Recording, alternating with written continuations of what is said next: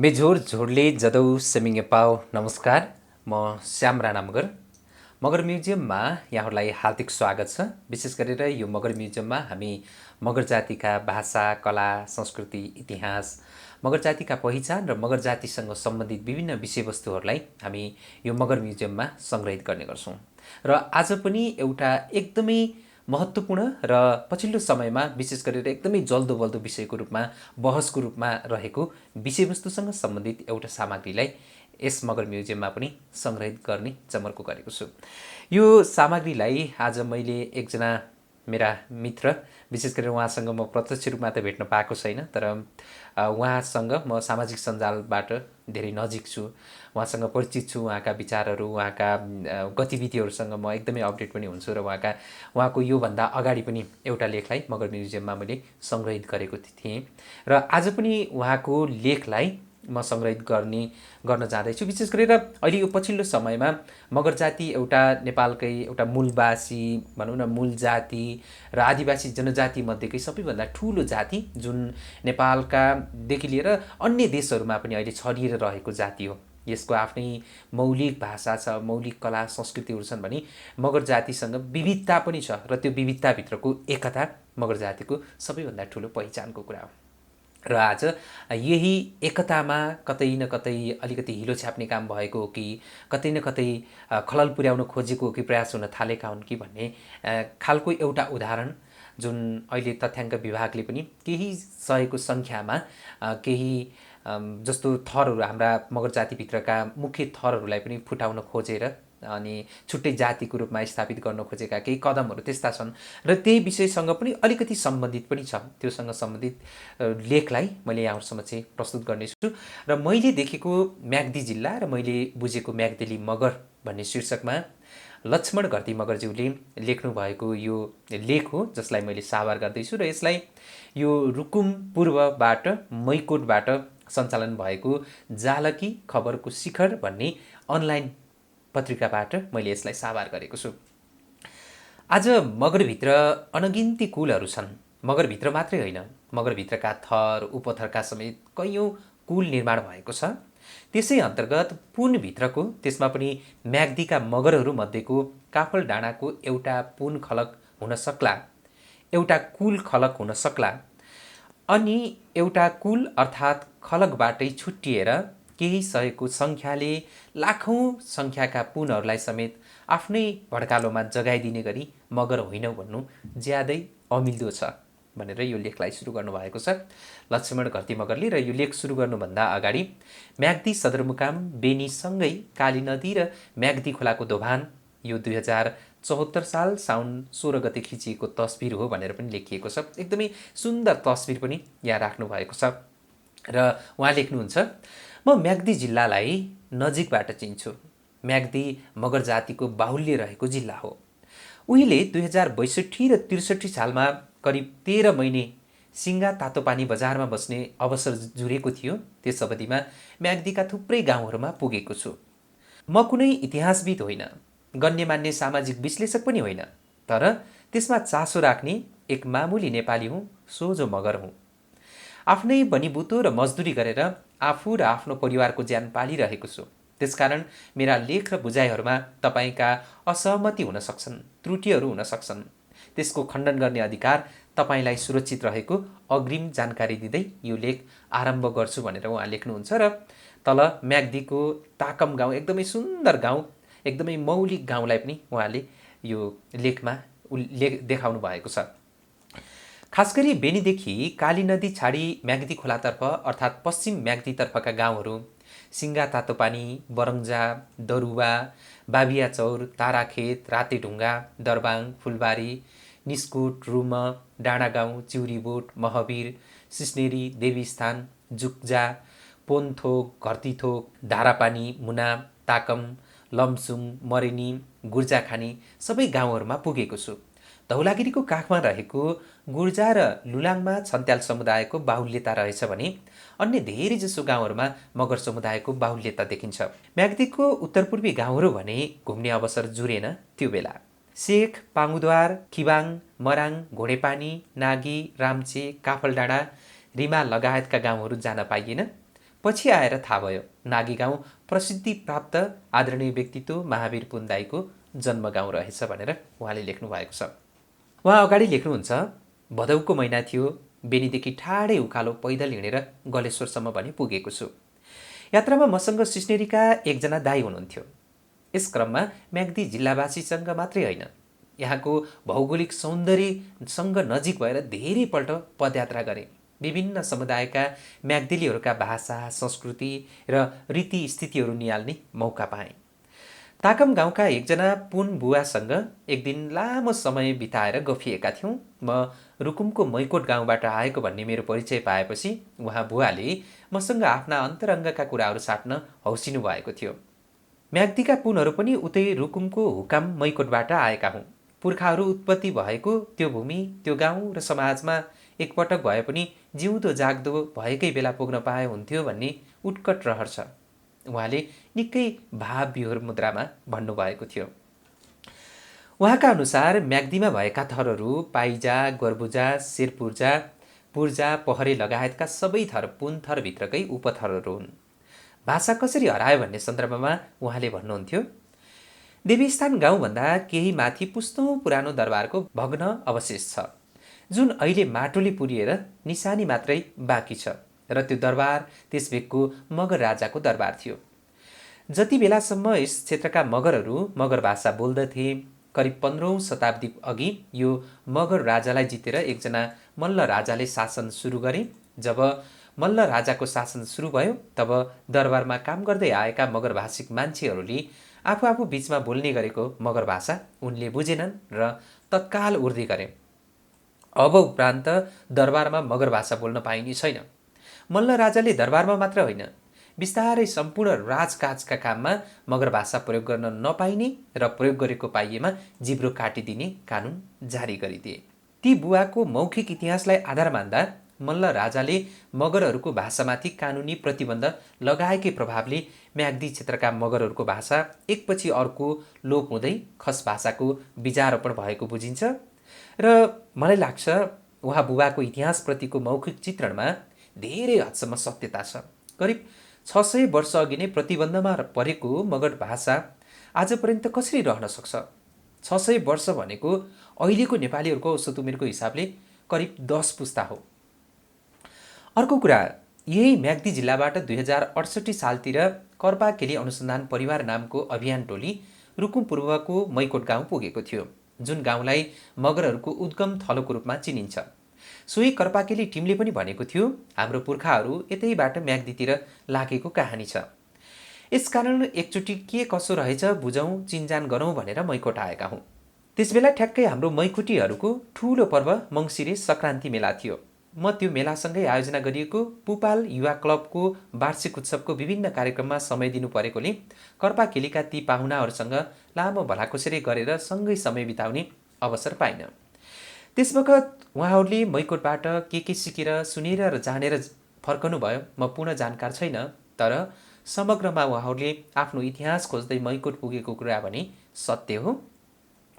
त्यसकारण चाहे ताकम गाउँमा मैले भलाकुसारी गरेको बुवाको कुरा भनौँ, चाहे कर्पाकेली परिवारले मैकोटसम्म पुगेर खोज्न गएको इतिहास भनौँ, यी दुवैको अर्थ हो म्याग्दीवासी मगरहरूको पुर्खा रुकुम पूर्वको हुकाम मैकोटबाटै आएको हो भन्नेमा दुई मत छैन। किनकि हुँदै नभएको कुरा मौखिक कहावतमा भए पनि भेटिन्न।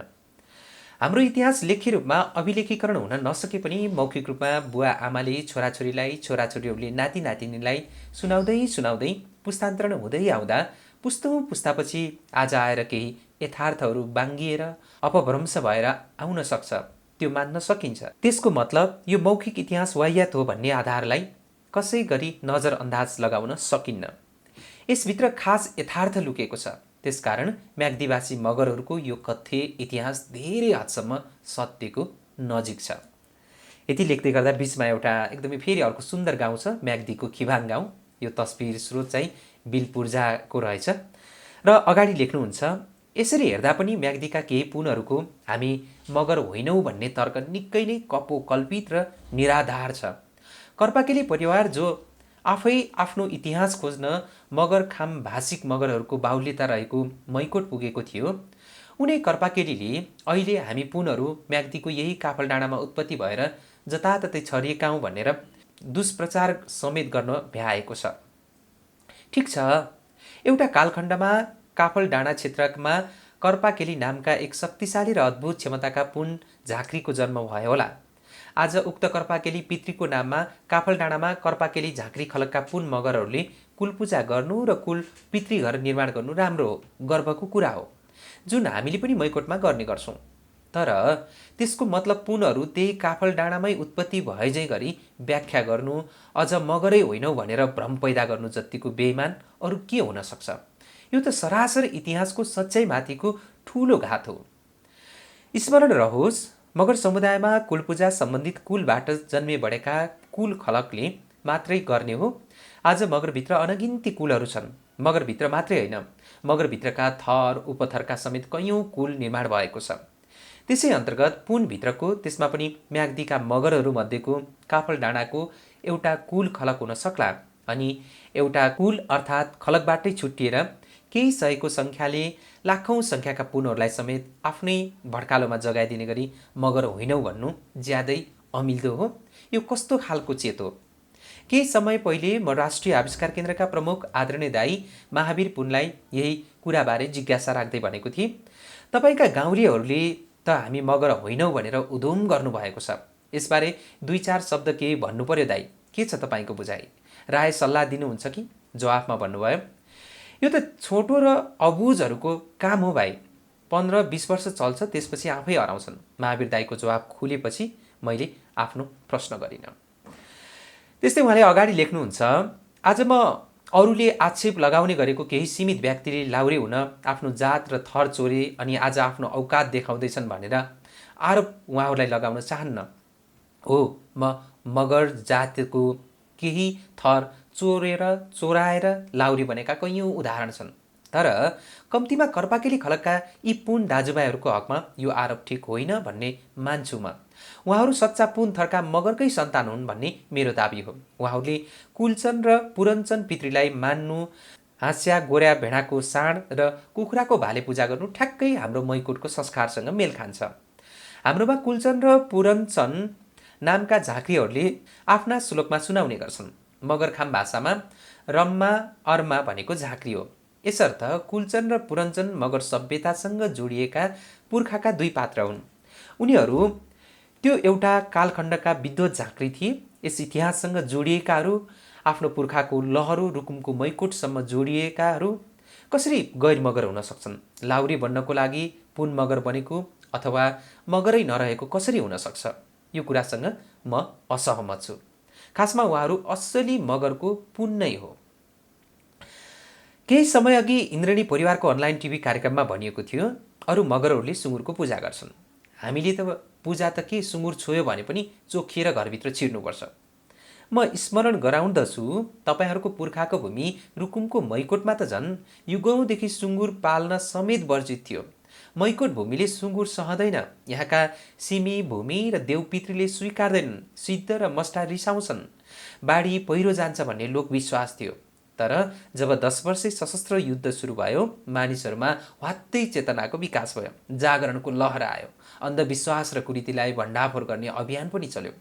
अहिले दशकौँ वर्ष भयो मैकोटमा सुँगुर त थाहा भएन, व्यावसायिक बङ्गुर पालनको प्रयास पनि गरिएको छ। तर सुँगुर मैकोटका मगरहरूको पूजामा त के कुनै पनि संस्कारसँग जोडिँदैन। जन्मिँदा, शुभ कार्यका लागि, घर छाड्दा, बिहेबारी गर्दा, मर्दा पर्दा, पूजाआजा गर्दा या कुनै पनि शुभ अशुभ कार्यमा सुँगुरको प्रयोग हुँदैन। भेडाको साँड, बोका, कुखुरुको भाले मात्रै प्रयोग हुन्छ। यसकारण यो सुँगुर वर्जित प्रथाले पनि म्याग्दी काली खोलाका कर्पाकेली समुदायको पुर्खा मैकोटसँग जोडिएको प्रमाणित गर्छ। अनि उहाँहरू आफूलाई मगर होइन भनेर कसरी भन्न सक्नुहुन्छ? जहाँसम्म इन्द्रेणीको कार्यक्रममा मगरहरूले सुँगुर पूजा गर्छन् भन्ने छ, यदि कहीँ कतै त्यसो भएको भए पनि त्यो मगरभित्रकै सांस्कृतिक विविधता मान्नु पर्यो। हो, अधिकांश मगरहरूले सुँगुर खान्छन्। बिहे भोजभतेरसम्ममा सुँगुर काट्छन्, पाहुना आउँदा पनि सुँगुर काट्छन्, एकाध पूजामा सुँगुर पनि चढाउँछन् होला। यद्यपि मैले सुँगुर पितृथानमै पूजा गरेको चाहिँ देखेको छैन। यदि कहीँ कतै मैले नजानेको वा थाहा नपाएको ठाउँमा गर्दै रहेछन् भने त्यो अपवाद मान्नेछु। अन्यथा यो सुँगुर पूजा गर्छन् भनेर अन्यत्रका मात्रै मगरलाई अलग देख्नु वा उनीहरूभन्दा अलग हौँ भन्नु समग्र मगर समुदायलाई नचिहाएर नबुझेर अपरिपक्व रूपमा गरिएको बनी बनाऊ तर्क हो, जसले मगर एकतामा खलल पार्ने मात्र काम गर्दछ। हजारौँ वर्षको इतिहास बोकेको नेपाल मुलुकभर छरिएर बसेका मगरहरू केही पुस्ता अघिबाट सिर्जे छुटेको एउटा कुल र खलकको जस्तो सबै परम्परा 100% मिल्ने र दुरुस्तै उस्तै हुनुपर्ने कुरा सोच्नु आफैमा अधकल्चो सोच हो। यत्रो लामो समयको अन्तरालमा कतिपयले भाषा बिर्स्यौँ, कतिपयले संस्कार बिर्स्यौँ, कतिपयले इतिहासै बिर्स्यौँ, जसले गर्दा एउटै मगरहरूको भाषा बाँडियो, परम्परा र संस्कार बाँडियो, नयाँ परिमार्जित अपभ्रंशित रीतिरिवाजहरूको पैदा भयो। त्यसकै निरन्तरतामा पुस्तौँ पुस्ता बित्दै चल्दै आज हामी यो 21औं शताब्दीमा आइपुगेका छौँ। यो उस्तै र दुरुस्तै कसरी हुन सक्छ? तर जो जहाँ रहेर जसरी जुन तरिकाबाट भए पनि पुर्खा र देवपितृको सम्मान, सम्झना र पूजाआजा गरेकै छौँ। हामीले मगरभित्रको सांस्कृतिक र भाषिक विविधताको गर्व साथ एक अर्कालाई स्वीकार्दै राज्यको बलियो खम्बा नै मगर एकता र इतिहास प्रस्तुत गर्नु हाम्रो अभिभारा हो र यो दर्ज गर्नु नै आजको आवश्यकता हो। तर यसको विपरीत एक अर्काबीच घोचपेच गर्ने, आफूले गरिरहेको मानिरहेको रीतिस्थिति धर्म मात्रै राम्रो अरूको नराम्रो भन्ने, आफूले बोल्ने भाषा मात्रै मगर भाषा अरूले बोलेको चाहिँ अमगर गैर मगर भाषा ठान्ने विभेदकारी दृष्टिकोणबाट नकारात्मक सोच पैदा गरेर म मात्र मगरहरू भन्ने अथवा म मगरै होइन भन्ने भावनाले आफ्नै जाति बस्ती र समुदाय भित्रै विखण्डन ल्याउनु गतिलो काम होइन। यी सब उच्छृङ्खल सोच कहाँबाट आउँछ? हामीलाई अहिले नसच्चिए कहिले सच्चिने? एकता जस्तो सर्वशक्तिमान सामर्थ्य अरू केही हुँदैन भन्ने सत्य नबिर्सन सबै मगर आमा बुवा दाजुभाइ दिदीबहिनीहरूमा हार्दिक अपिल गर्दै यतिको लामो लेख ध्यान दिएर सरसर्ती पढिदिनु भएकोमा हजुरहरूलाई विशेष आभार प्रकट गर्दै बिदा हुन्छु। धन्यवाद। जेठो छोडले सेमिङ पाओ। आजको यो लेख रहेको थियो लक्ष्मण घरती मगरज्यूले लेख्नु भएको यो लेख मैले देखेको म्याग्दी जिल्ला र मैले देखेको म्याग्देली मगर। उहाँको यो लेख खबरको शिखर जालकी भन्ने अनलाइनमा प्रकाशित भएको थियो, जुन रुकुमको मैकोटबाट प्रकाशन हुने रहेछ।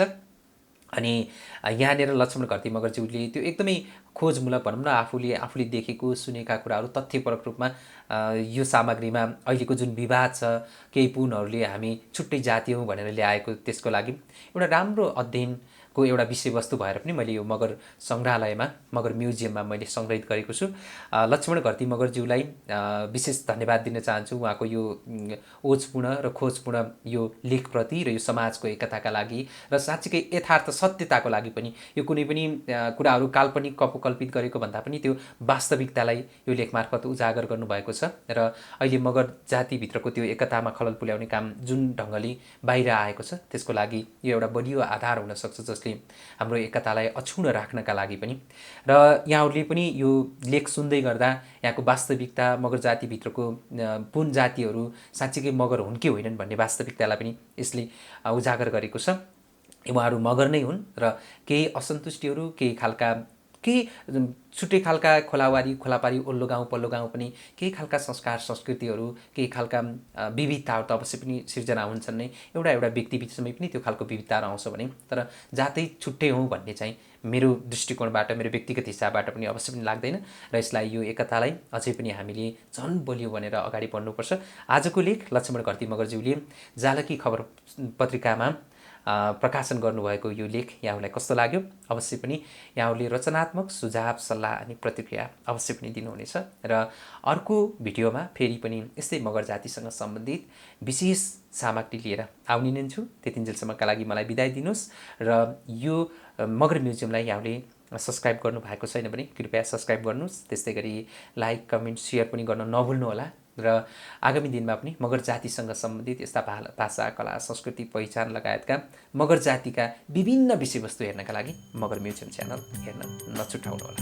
हस्त 0 लाउड 2023